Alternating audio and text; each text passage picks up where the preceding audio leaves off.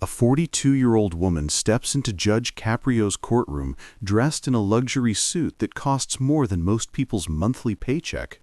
On her arm, a $30,000 Birkin bag. In her hand, a phone she treats like an oxygen tank she refuses to unplug. She's been summoned for parking in a handicap spot outside a high-end restaurant without a permit. But she's unfazed.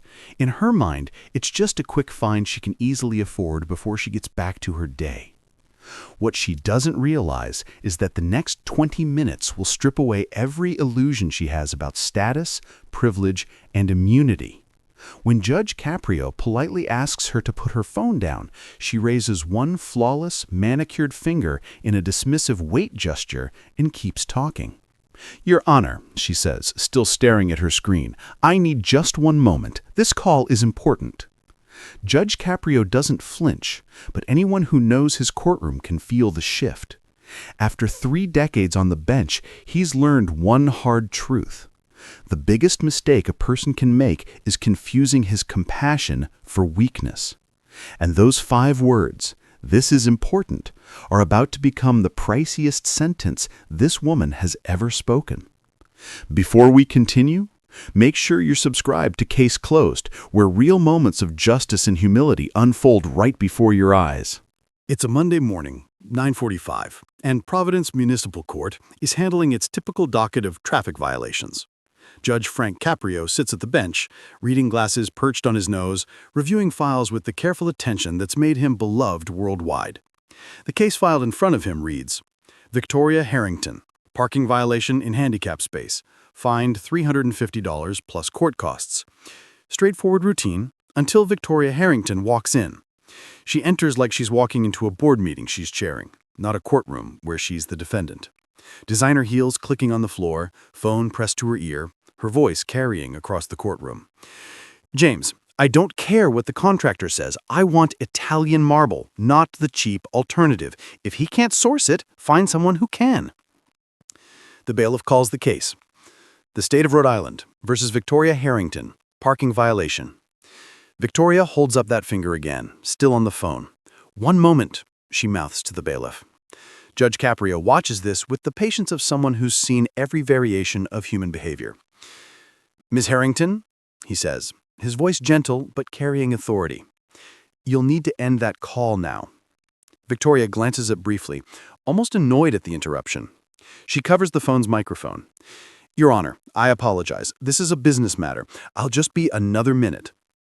"Ms. Harrington," Judge Caprio's voice becomes firmer. "This is a courtroom. You'll end that call now, or I'll have the bailiff remove your phone." Victoria's expression flashes with irritation. She's clearly not used to being told what to do. "Fine," she says into the phone, not to the judge. "I'll call you back. This is taking longer than expected." She ends the call with a dramatic sigh and drops the phone into her Birkin bag, but keeps the bag open on the podium, phone face up and visible. "Miss Harrington," Judge Caprio begins, "you're charged with parking in a designated handicap space outside Bella Vista Restaurant on October 12th. You don't have a handicap permit. How do you plead?" Victoria straightens like she's about to give a presentation she's done 1,000 times. "Your Honor, I plead guilty with an explanation. I was meeting a very important client for lunch. The restaurant parking was completely full. The handicap space was empty. I was only inside for approximately 45 minutes. No harm was done. I'm happy to pay the fine and we can move on." She says this with the casual dismissiveness of someone who believes money solves all problems. Judge Caprio sets down his pen. "Ms. Harrington, you understand that handicap parking spaces are reserved for people with disabilities who actually need them." "Of course, but, as I said, the space was empty. I checked. No one with a disability was trying to use it during my lunch." "How do you know that?" Victoria blinks, confused by the question. "I'm sorry? How do you know that no one with a disability needed that space during your 45-minute Lunch? Because no one complained. If someone had needed it, I would have moved my car immediately." Judge Caprio removes his reading glasses, the gesture everyone in the courtroom recognizes. "Miss Harrington, the issue isn't whether someone complained. The issue is that you parked illegally in a space reserved for people with disabilities because it was convenient for you." "Your Honor," Victoria says, and there's an edge to her voice now, I run a commercial real estate company with $300 million in annual revenue. I had a meeting with a client worth potentially $40 million. I made a judgment call that saving 20 minutes of parking time was worth the risk of a parking ticket. I was correct. The meeting was successful. I'm here to pay the fine. Can we please expedite this? I have another appointment at 11. The courtroom is very quiet. Even the court reporter has looked up from her keyboard. Judge Caprio's expression is unreadable. Miss Harrington, you believe that your business meeting justifies breaking the law? I believe, Victoria says carefully, that sometimes context matters. This wasn't a situation where I hurt anyone. It was a victimless violation. Before Judge Caprio can respond, a man in his 50s sitting in the gallery raises his hand. Judge Caprio nods. Sir, you have something to say? The man stands up. He's using forearm crutches, moving carefully. Your Honor, my name is David Martinez.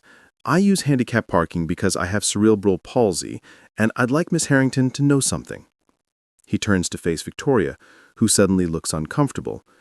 Ma'am, you said your violation was victimless, but people like you who park illegally in handicap spaces, you're not just inconveniencing us. You're sometimes making it impossible for us to access buildings. 3 weeks ago, someone parked illegally in the handicap spot at my daughter's school play. I had to miss watching my 10-year-old daughter perform because I couldn't safely get into the building.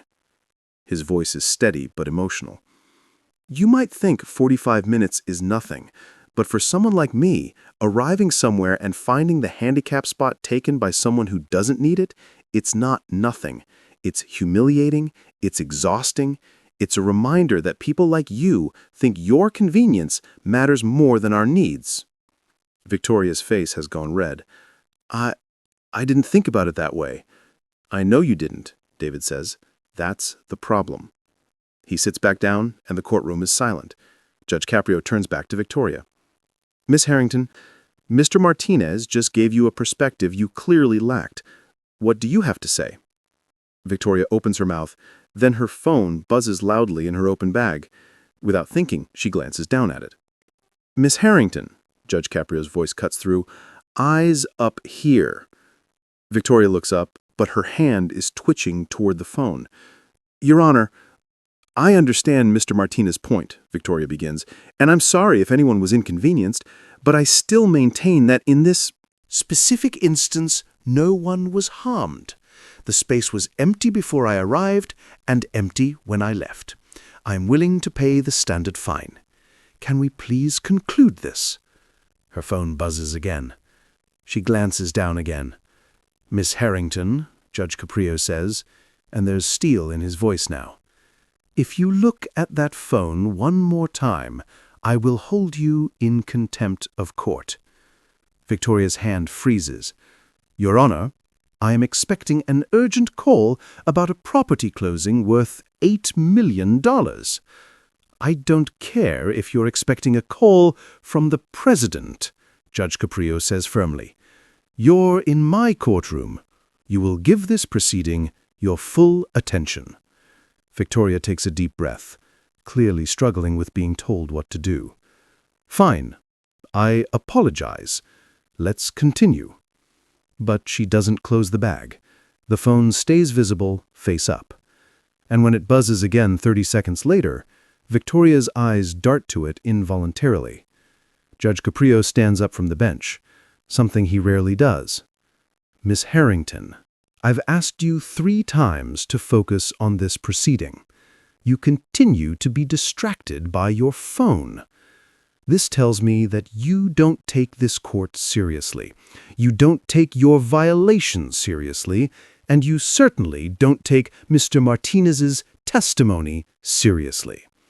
Your Honor, Victoria says, and now there's frustration in her voice. With all due respect, I'm a busy person. I came here, I admitted guilt, I'm ready to pay. What more do you want from me?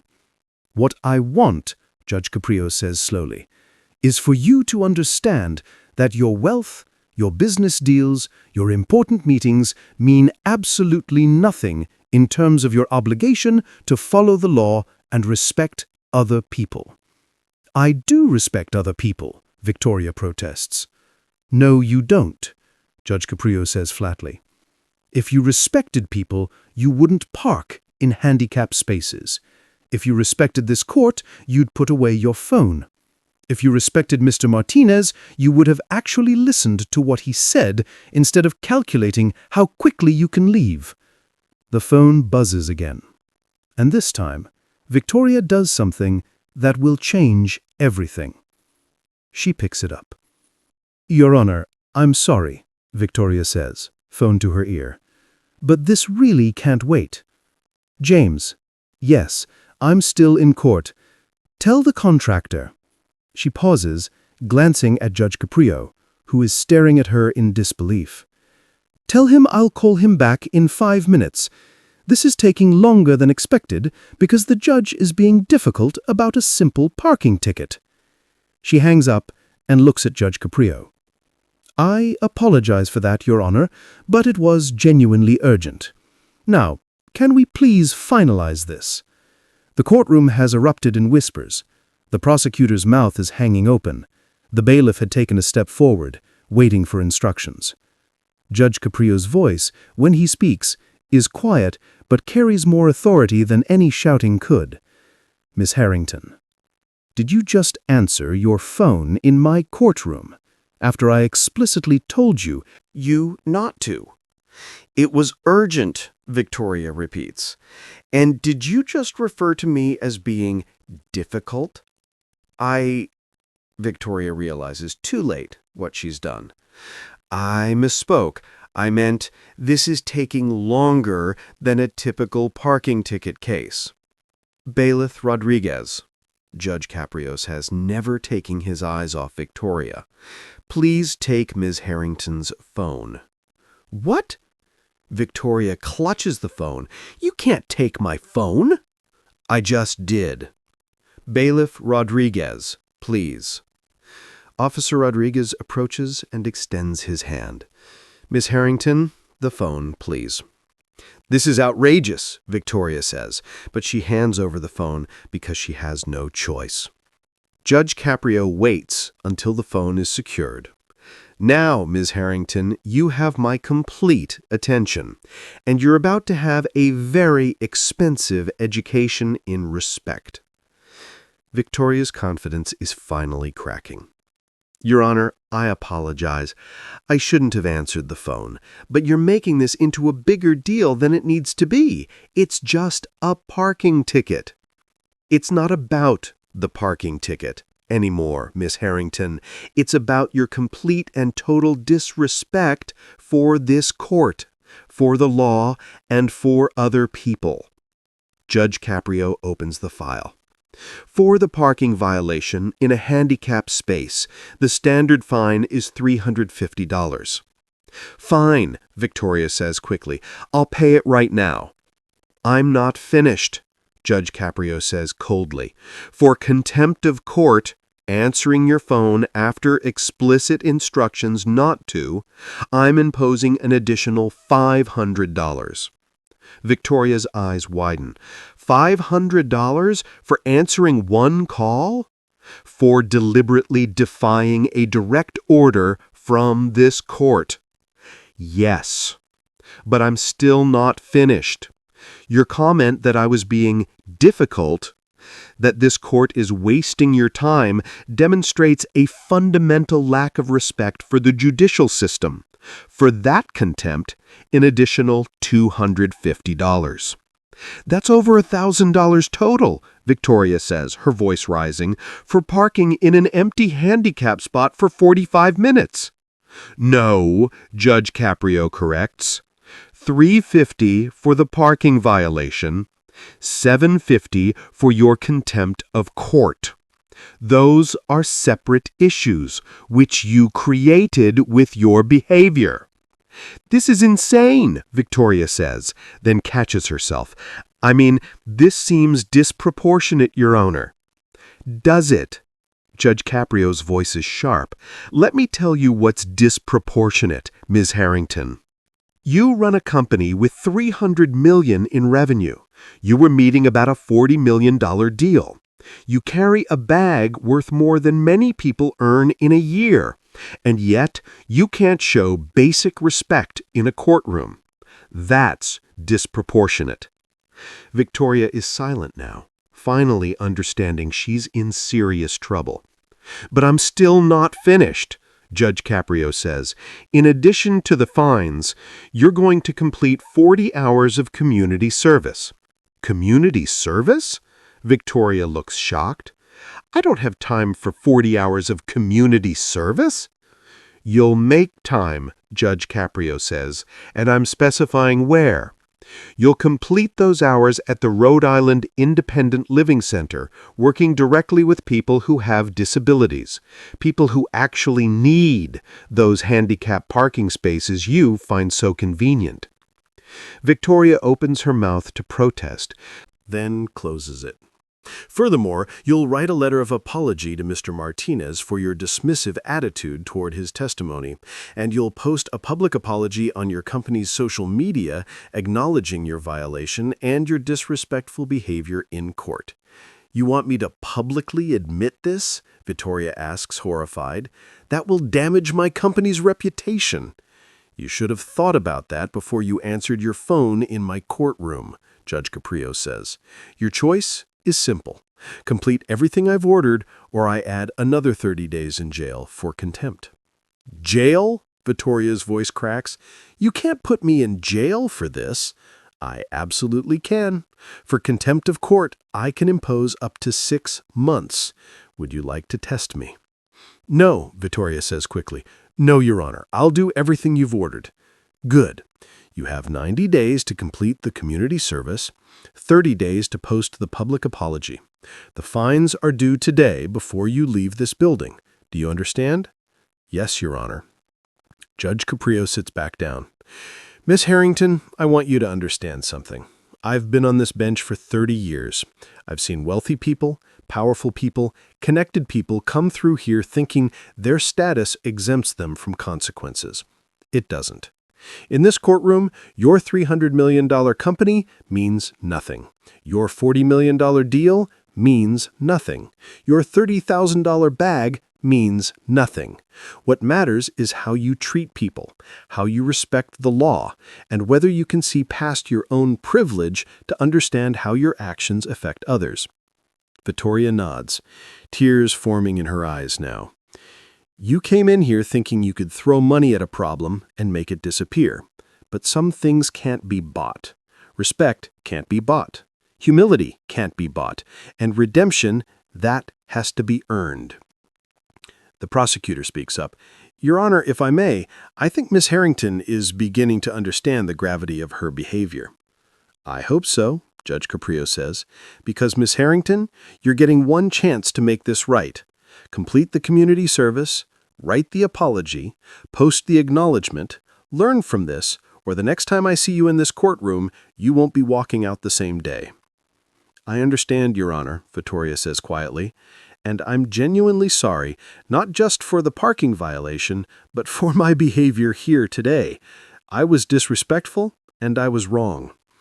Judge Caprio nods. That's the first genuine thing you've said since walking in here. Hold on to that honesty. Build on it. Court is adjourned. Miss Harrington, the clerk will help you with payment. Bailiff, return her phone after she pays her fines.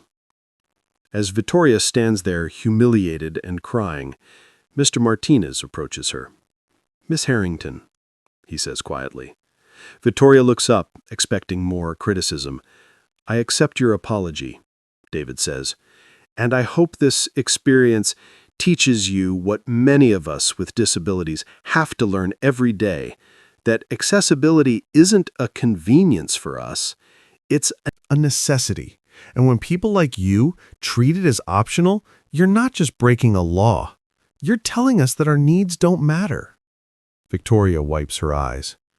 Mr. Martinez, I truly am sorry. I never thought about it from your perspective. I should have. And I will, from now on. Good, David says.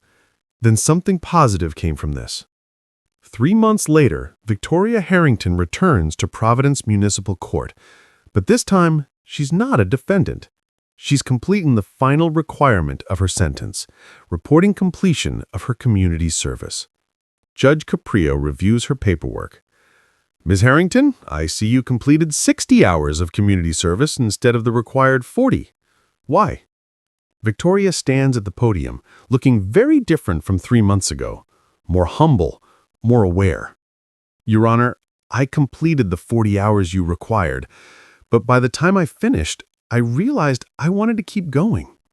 The people I met at the Independent Living Center, their stories, their struggles, their dignity, despite incredible challenges, it changed my perspective completely. Judge Caprio nods, listening. I met a woman who has to plan every outing around handicap parking availability. A man who lost a job opportunity because the office building didn't have proper accessible parking. A teenager who couldn't attend her high school graduation because someone parked illegally in the handicap spot. Victoria's voice is steady but emotional. Your Honor, I spent 42 years thinking the world revolved around my convenience, my schedule, my important meetings. Those 60 hours at the Independent Living Center taught me that real importance isn't measured in dollars or deals. It's measured in how we treat people who need help. What about the public apology? Judge Caprio asks. I posted it as required, Victoria says. My company lost 2 contracts because of it. Clients who said they didn't want to work with someone who showed such poor judgment and character. She pauses. But we gained 5 new clients who said they appreciated the honesty and accountability. And more importantly, I gained something I didn't know I was missing. Self-awareness. Judge Caprio smiles slightly. And the letter to Mr. Martinez? I wrote it as ordered, but I also asked to meet with him in person. He graciously agreed. We had coffee. He told me his story. I told him mine. We've stayed in touch. Victoria pulls out a folder. Your Honor, I brought something to show you. Mr. Martinez mentioned that the Independent Living Center has been trying to raise funds for a handicap-accessible van. My company donated one. We also committed to making sure all our commercial properties have proper handicap parking with enforcement measures. She hands the folder to Judge Caprio. These are the new company policies I implemented. Any property we own or manage must meet or exceed ADA accessibility standards. And I personally review parking violations at our properties to ensure we're not just compliant, but compassionate. Judge Caprio reviews the documents, clearly impressed. Ms. Harrington, this is remarkable work. It's the least I could do, Victoria says. You told me that redemption has to be earned. I'm trying to earn it. Not just from you or Mr. Martinez or the court, but from myself. I was ashamed of the person I was in this courtroom 3 months ago. I'm working on becoming someone I can respect. Judge Caprio stands and extends his hand.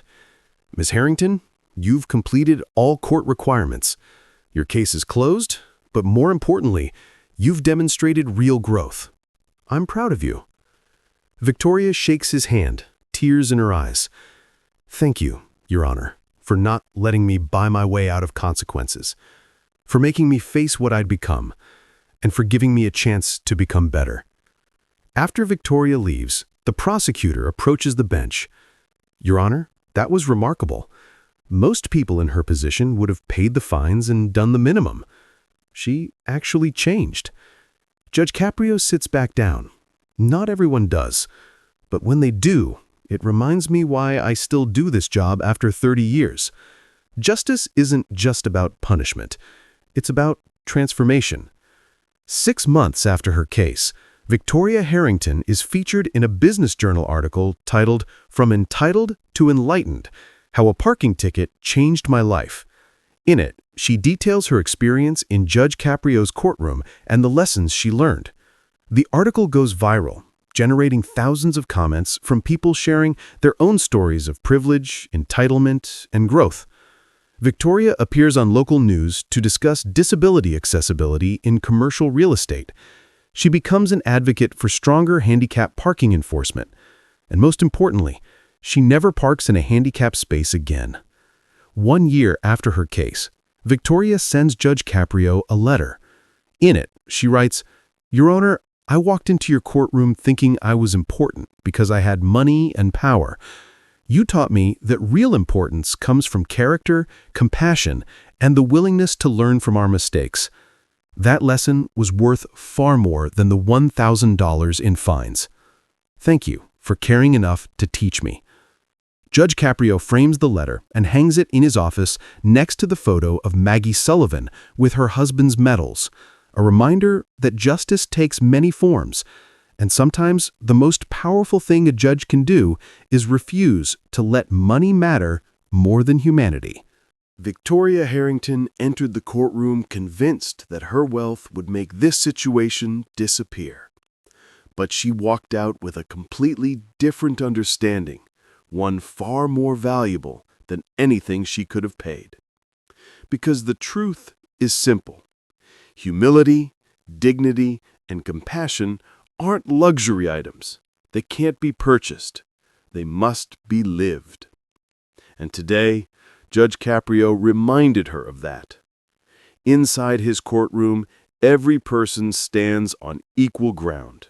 No designer suit, no status, no privilege changes the weight of responsibility. What Victoria received wasn't just a ruling. It was a lesson, a costly one.